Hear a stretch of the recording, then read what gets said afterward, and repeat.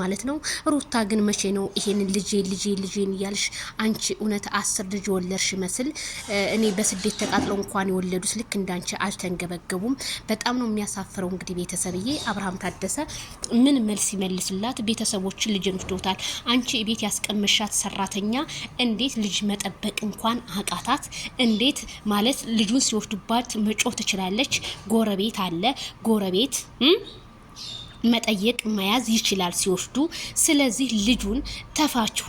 አብርሃም ታደሰን እንደዚህ እያለች ትናንትና ደስ ያለው ልጅ ዛሬ ደግሞ ጥቁር ኮፍያ አድርጎ መጥቶ ነጩን ቅይር አድርጎ ጥቁር ነው የለበሰው። ይሄ ማለት ምንድነው? አብርሃም በህይወቱ ደስተኛ እንዳይሆን እያደረግሽው ነው ያሳየብሽ።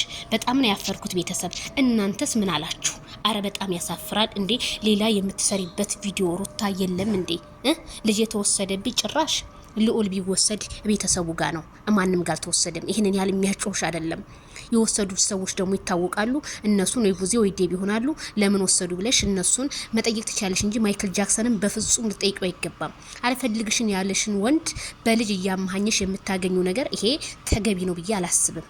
በጣም ነው የሚያሳዝነው። ስለዚህ ቡዜም እኮ ይሄ ነገር እንዳይፈጠር ነው አንቺ ሁሉ ጊዜ ስለምትጨቃጨቂ ልጄ ያልሽ በቃ ቡዜ እንወሰደው ያለችው 100% ትክክል ናት። ምክንያቱም ልጁ እምብርቱ ያልጠናሊ ሚዲያ ላይ እየመጣ ስለሆነ እናንተ ስትጨቃጨቁ ልጁ እኮ ጆሮውን እስከመያዝ ደረጃ ድረስ ደርሷልና አብርሃም የራስህን ውሳኔ ማሳወቅ አለብህ አሁንም ማለት ነው።